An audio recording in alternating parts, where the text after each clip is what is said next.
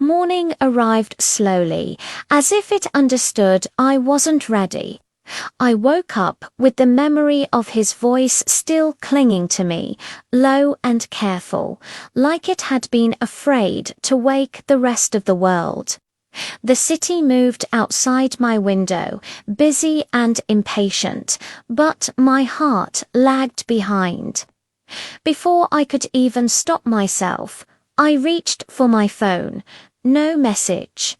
I told myself that was a good thing. That quiet meant control. Still, I carried the silence with me as I dressed, as I tied my hair, as I followed my aunt into the kitchen. She spoke about errands, about neighbors, about all the ordinary things that fill a day. I nodded. I smiled, but a part of me was listening for something else entirely. Outside, the sun was already warm. I walked slowly, letting the city wrap itself around me, the smell of fresh bread from a roadside stall, the sound of music from a passing bus, the rhythm of feet moving toward somewhere important. Then my phone vibrated. My breath caught in my throat before I even saw the name.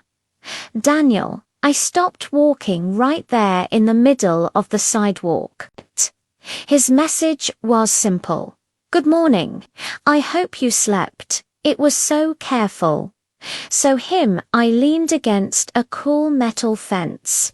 I typed back. I did. Eventually, a pause. Then his reply came. I stayed awake longer than I should have.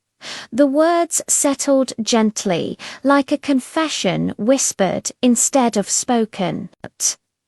I couldn't help but smile. Why? I asked.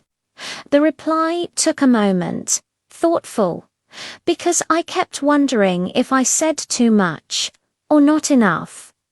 I closed my eyes. That was the danger, wasn't it? Not the wanting, but the tenderness wrapped inside it. I replied, you said what you meant. He wrote back, yes, and that's what scared me. I could almost see him, his shoulders a little tense, his phone held too close, his eyes serious in that way that always meant he was choosing honesty over comfort. You don't have to be afraid of me, I typed. The pause this time was longer. I'm not afraid of you. I'm afraid of how easily I forget the rest of the world when you speak. My chest tightened. That was it. That was romance, quiet, unshowy, real. I stepped into a shaded corner, away from the street. I don't want to be something that pulls you apart, I confessed. His answer was immediate. You don't. You make me feel aligned. Aligned. That word stayed with me. Then why does it feel so hard? I asked. Because wanting someone gently still requires restraint. I traced a crack in the pavement with my shoe. Can you do that? Another pause.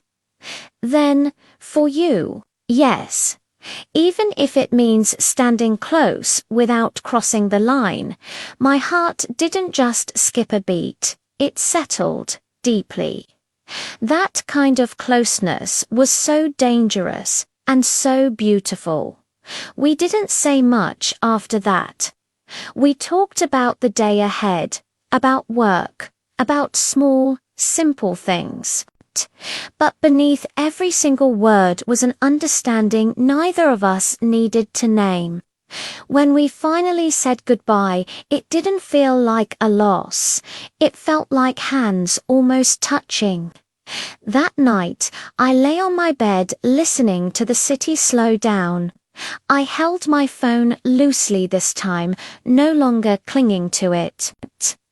I understood something in that moment. Romance doesn't always arrive with a loud bang. Sometimes It arrives as patience, as choosing not to rush, as someone staying, even when staying means keeping a distance. And that was how he loved me, carefully, respectfully, and still.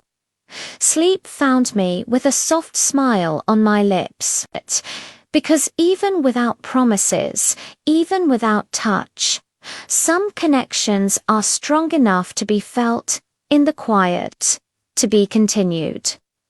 Thanks for watching. Don't forget to like and subscribe for the next episode.